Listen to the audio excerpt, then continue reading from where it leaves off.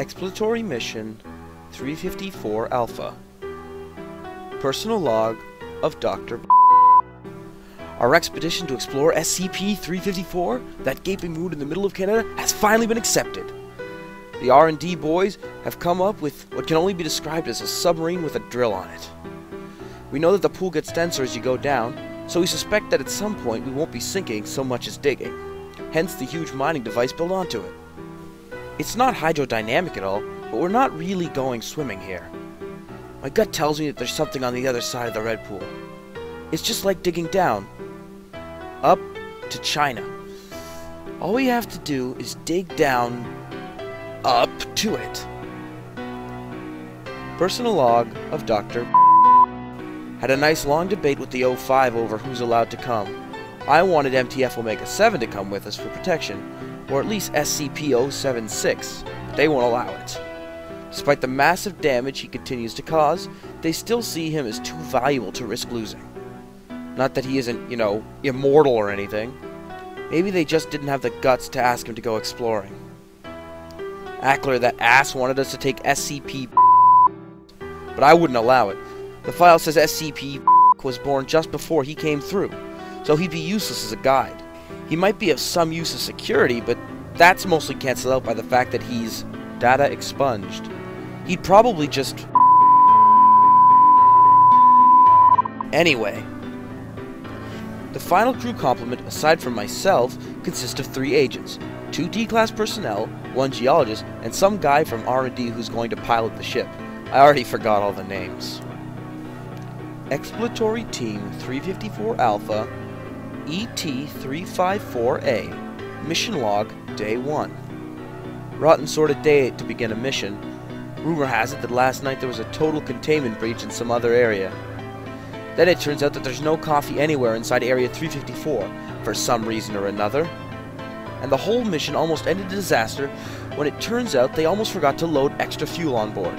Who the fuck is running the show around here anyway? Regardless, we're now underway.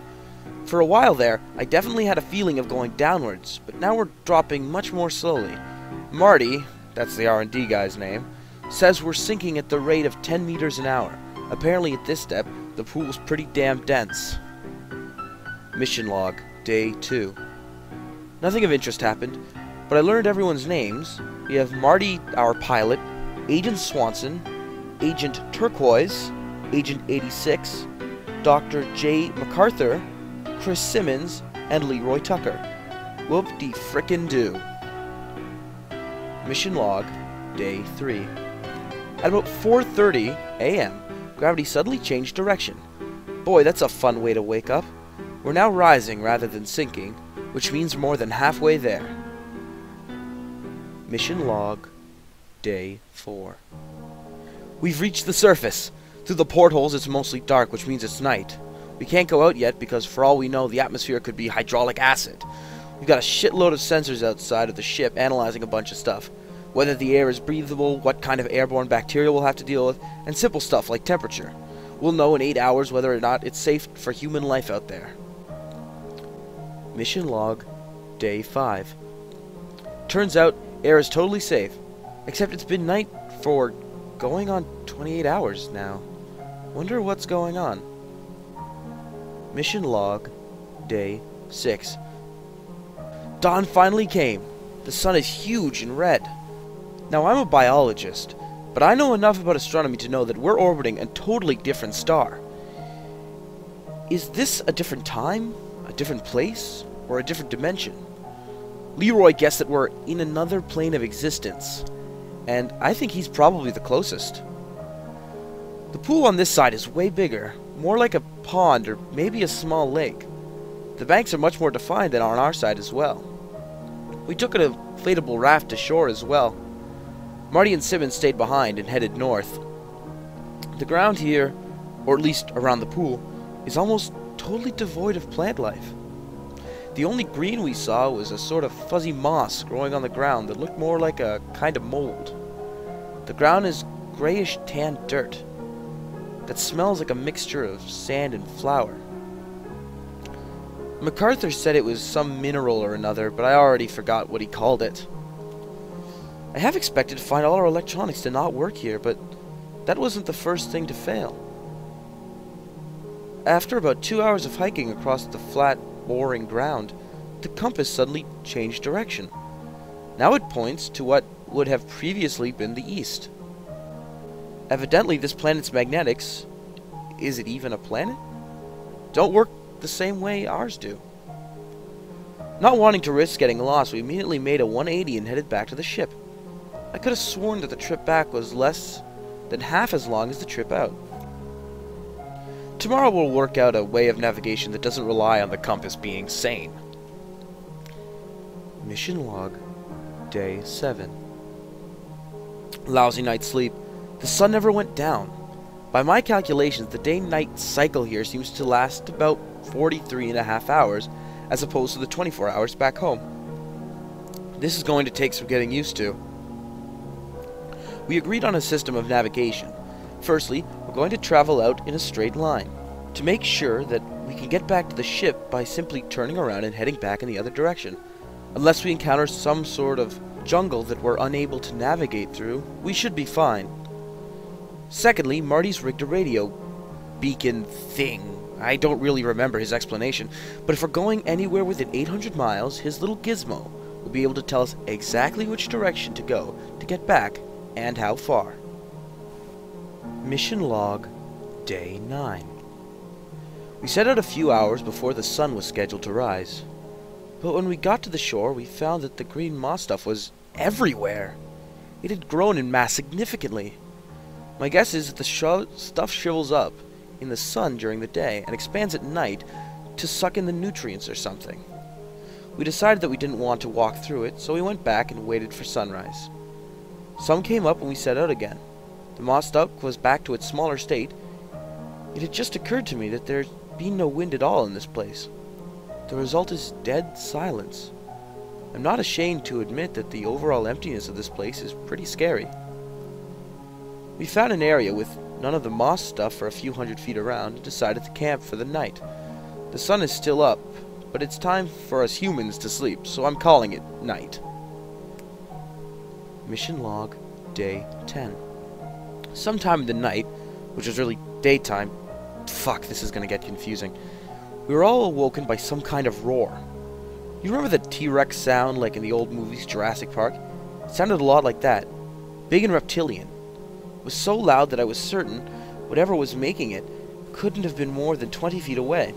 But when we all got out of our tents, we didn't see anything.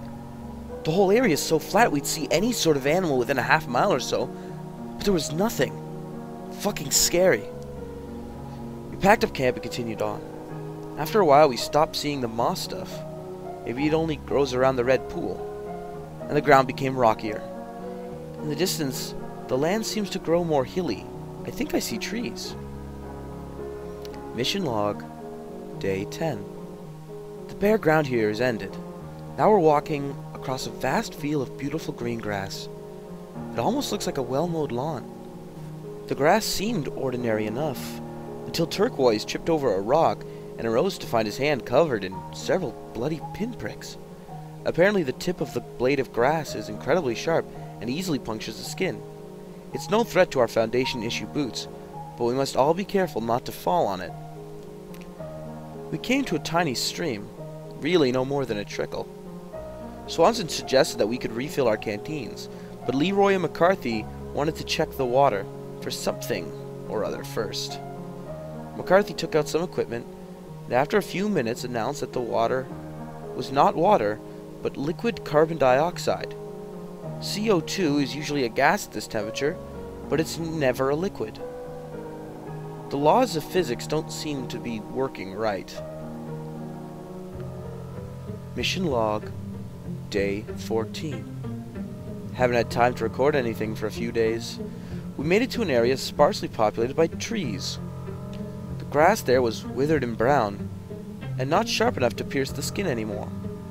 The trees were ordinary, looked like birch, but the leaves were all wrong. At some point we lost Swanson. This place is so quiet, none of us really feel comfortable talking, so we have no idea when we lost him. There's a good 8-hour window where he could have gone missing.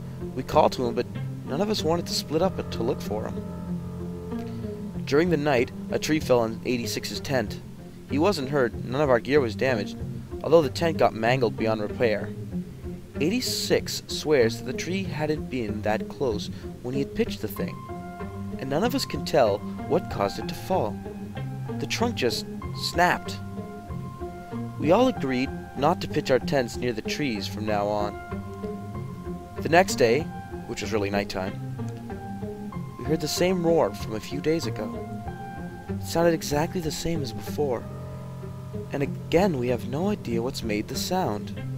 And none of us can even agree which direction it's coming from. Then it started to rain. We all pitched our tents for the night, this time a whole lot closer together than we had before. The nearest tree is about 100 feet away. McCarthy confirmed that it was actually rain and not more of the CO2 bullshit. And we set up this funnel thing to refill our canteens. Leroy donated his tent to Agent 86, and I offered to share mine, since he's a little bigger than the other guys. I asked Leroy what he had done to wind up as a D class. He said he raped a couple of people. I think he might have been trying to freak me out, but who knows? Anyways, he's one of the most well-behaved D classes I've ever met, so I don't think he's going to say, assault me, in my sleep. Mission log, day 17. Good God, the rain has finally stopped. Everything is soaking wet, including us, except for the ground. After that much water, you'd expect it to be muddy as hell, but the ground beneath us is barely damp at all. Perhaps the plants absorb moisture from the ground more effectively than the ones back home. We're setting out again. Perhaps the rain has awakened some animal life. Data corrupt. Mission log, day 25. What seemed to be a huge cliff in the distance turned out to be an artificially constructed wall. It's made of a solid rusty iron and stands maybe 50 feet high. To the left and the right it goes as far as the eye can see. I can't imagine how thick it is, and we have no way around it. We'll have to go over or through it. We made camp for the night. We'll work things out in the morning. Mission log, day 26. Leroy jury-rigged some kind of blowtorch thing with our equipment. I swear this guy's a fucking MacGyver. We cut a hole in the iron wall big enough for us to go through. It turns out it's only about 1/4 of an inch thick, but there's another wall behind it less than a foot between. Apparently this thing has multiple layers. Leroy cut through about 8 of them before we finally made it to the other side. The grass on this side is black. Not burnt or anything, just a different color. And finally there's some wind. I'm getting tired of data corrupt. Concluded that coming here was a mistake. We have to turn back. Mission log, day 39. We pass through the second barrier. We're back to the weird place with the black grass. I have expected to see Leroy's cut-through hole, to have been sealed up or something, but it's still there.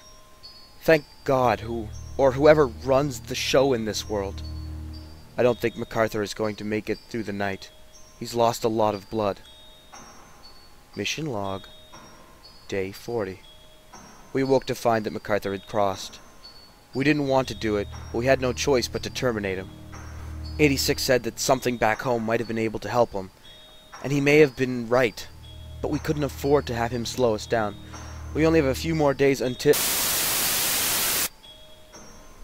Mission log, day 48. We made it back to the ship, with only an hour or two to spare. The first thing they asked us was what the fuck had happened to Swanson, Turquoise, MacArthur, and 86. As if a few dead team members was our biggest problem right now. Marty has us underway, and we're definitely sinking. I just hope they don't. Data corrupt. End of log.